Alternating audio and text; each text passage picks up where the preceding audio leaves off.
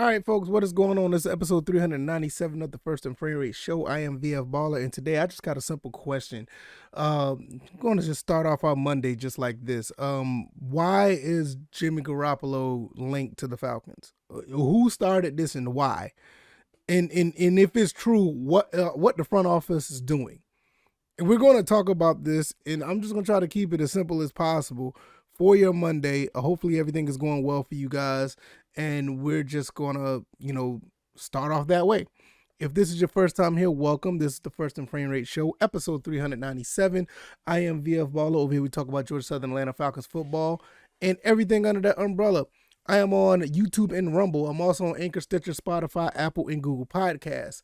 And thank everybody who's been supporting. I really appreciate it. Numbers have been looking really, really good, especially on the podcast side. People have been, flocking over there to listen. That is really, really cool. But let's go ahead and get into this. Why? What is going on here? We don't have like the best quarterback situation, but we do have some level of vision. And for all of his purposes, it is some sort of stability. You can talk about Marcus Mariota and his injury issues, but he's been okay for a few years now. And the unknown of Desmond Ridder, that's expected. He's a rookie. Felipe Franks, I don't know. What is he doing? Is he a tight end now? Is he still a quarterback? I don't know. But I don't see where Jimmy Garoppolo is actually going to be tied into this. And there's been rumors out here saying that Jimmy G was offered, the 49ers offered a second and a fifth for Jimmy G. What are we doing here? I mean, don't get me wrong. The gameplay of Jimmy G is not bad. I don't think he's a bad quarterback per se, but it's something that we don't need right now. This is something that is not needed at all. I'd rather go down swinging with the quarterbacks we have before we bring on somebody like this who already has like $100 million contract. So we're going to be, back in the situation with the Matt Ryan situation as far as money.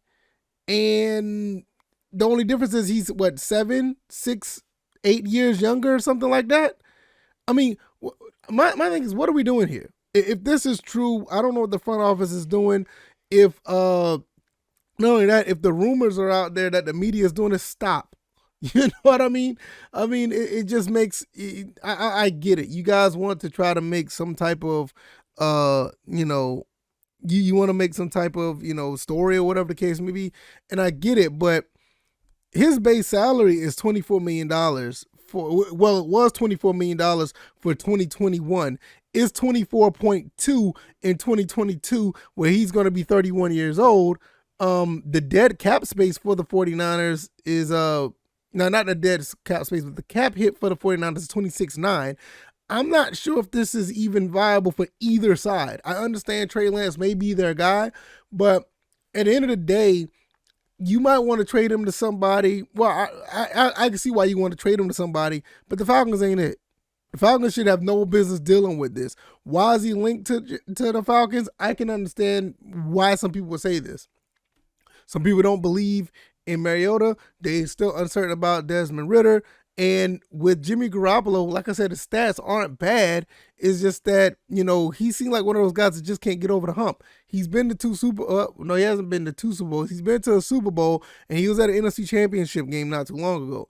And he actually played pretty decent for the most part.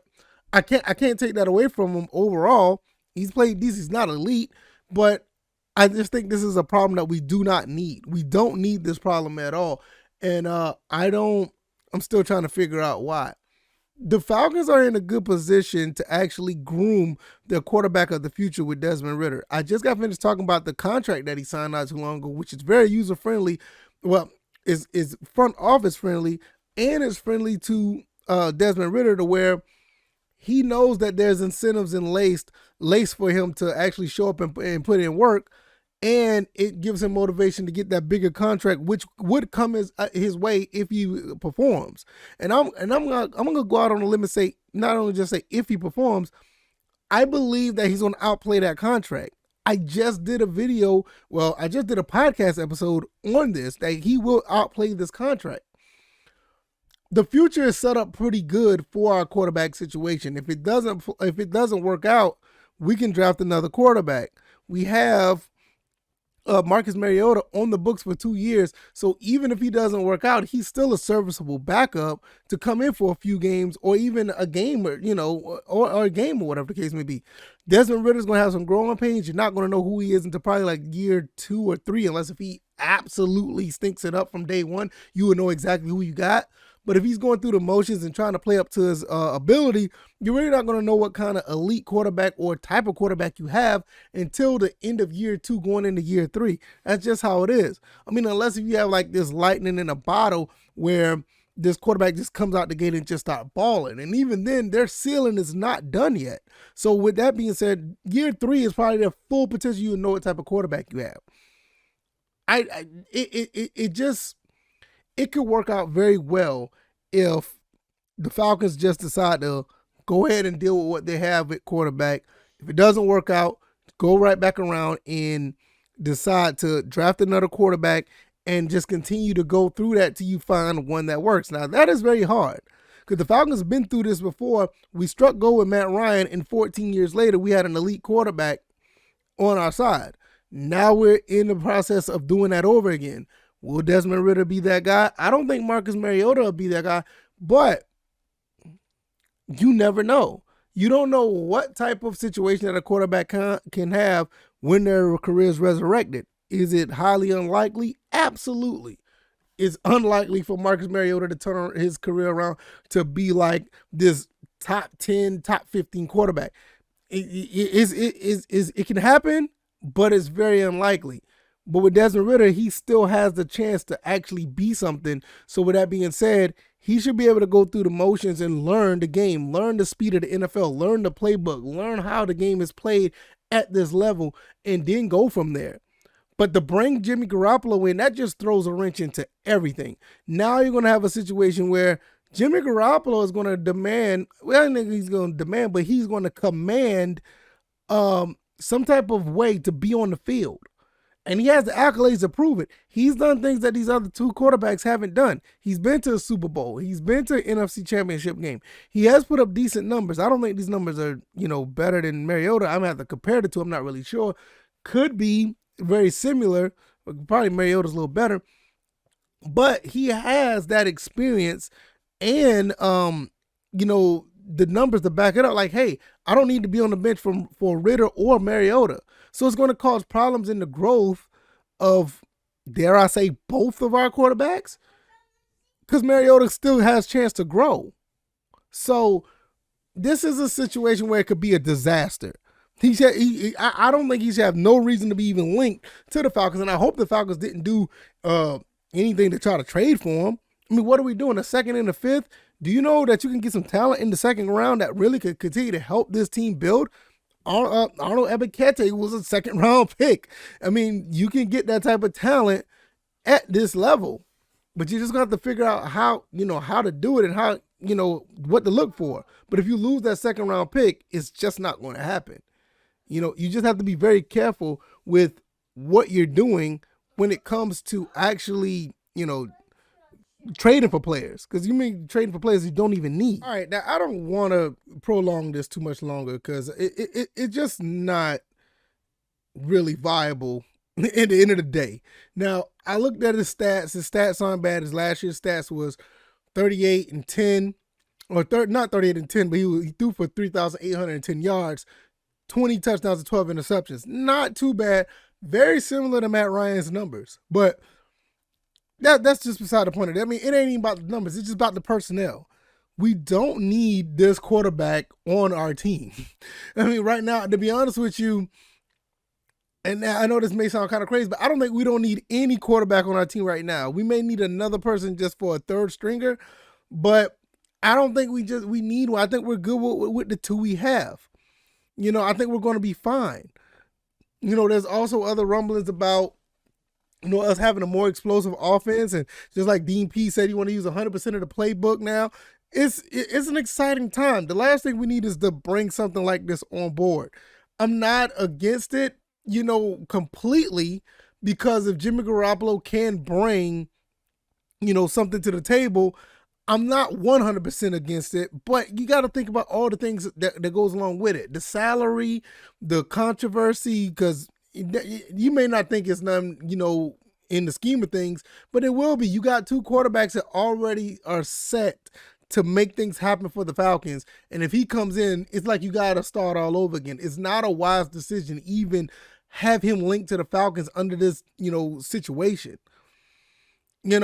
It's just not a good look. I mean, prior to Desmond Ridder getting drafted, okay, I can see what we're doing. But even then, you still have a salary issue. Instead of you having like a $30-something million, you got a $25 million. Okay, you say it just doesn't make any sense at the end of the day. Before I close, I would just say this: we have it a lot better than we think we do with the Falcons. Yes, it's a lot going on. A lot of young guys are going to have to step up. The quarterback situation is still somewhat of a question mark, but we have a good situation going on. There's no reason to try to disrupt that right now.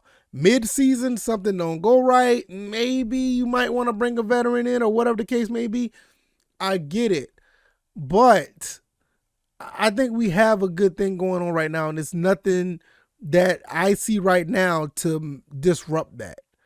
I mean, I just don't see it. I don't understand why media outlets, some of our own, content creators, some of the national news, which I done told people don't even listen to the national news when it comes to the Falcons. I don't understand why they would do this. It's not that dire. I mean, Matt Ryan is going, it's not that dire. We're not desperate to pick up any quarterback that's available. The Falcons do not need those problems right now. We're good for the most part. We're good. At the end of the day, we are good. So let us do what we do and let things play out the way they're going to play out, because we are on a mission to start from the bottom and move back up. People don't like to hear the word rebuild, and I don't like to hear it either. But at the end of the day, when we look at it, it's somewhat of a rebuild. And to be honest, that's kind of okay. I think we just need to start understanding that it is what it is. It's okay. I just want I'm not even worried about you guys who listen. You guys who listen to watch, y'all understand what time it is. Y'all know when y'all saw this title, y'all kind of knew like, all right, this is some BS. We don't even need to entertain this. And in some cases, some of y'all are probably asking, why did I do an episode on this? But it needs to be said, because this is something that just is not needed. I will be highly, highly surprised if this happened. Highly surprised if this happened. And it made me kind of question a lot of things. It's like, okay, I understand where Terry Fontenot and Arthur Smith says they want to have their cake and eat it too, where they're trying to rebuild and win at the same time. And when you look at everything in the scheme of things, it looks like that's what they were doing. They're rebuilding, but they got some talent. They're rebuilding, but they're scheming on getting, being really good. I said it earlier, last week. This division is we actually could make something happen with this division. And I'm not joking when I say that. We just have to hunker down and win some games, but it's not that far-fetched. So at the end of the day, this is something that we need to really, think about. Our team is okay. And I'm just not really buying the Jimmy Garoppolo thing. I mean, I just don't see it. A second and a fifth? It could be a step backwards, but at the same time, are the Falcons actually trying to win now? A part of me says that if they do this, it does mean that they want to win now, because Jimmy Garoppolo is not that bad of a quarterback. I just don't think that it's ideal to do so in the scheme of things. But we'll continue to watch. If whatever happens, I'm just going to sit here and be like, it's not a good move, but I'm not going to like it, but I will continue to watch and report on what happens. So that's basically how I'm just going to play that. I don't know. Let me know what you guys think. Because the longer I think about it, now I'm more like at a loss. I'm like, what would actually happen if this actually goes through, or if the rumor is actually real? if the Falcons do get him. I mean, what about, after this episode, the news breaks? What if the news breaks? It's just really weird. I don't know. Let me know what you guys think. If you like this content, hit the like button. If you like this podcast, share this podcast. Subscribe to the channel if you haven't already. Jimmy Garoppolo to the Falcons. Why are they linked? Is it ideal? Is this something that should happen? What do you guys think? I don't think it is going to happen. I think this shouldn't be an issue. I think we should continue to rebuild with the quarterbacks we have. I think we're good in that position. But the more I think about this, I'm thinking like, all right, what if this do happen? With the receivers and stuff we do have, is it a bad situation from a personnel standpoint? Salary, I think, is suicide. Salary cap wise, I think it's suicide. But we'll have to find out. Let me know what you guys think. I am on YouTube and Rumble, also on Anchor, Stitcher, Spotify, Apple, and Google Podcasts. Give me a 5-star rating. Hit that like button. Give me some feedback. Good, bad, or indifferent. I do read and try to follow up with everything and try to get better on this show. Hopefully you guys will continue to support. I can't thank you guys enough, that the ones that are already supporting, and let people know what we're doing over here. Share this podcast. Send it to other people. All right, y'all. Y'all guys have a fantastic Monday. I will see you guys on Tuesday with another episode. Whew, man, this is kind of crazy. All right, y'all. Y'all take it easy. Y'all be blessed. Peace.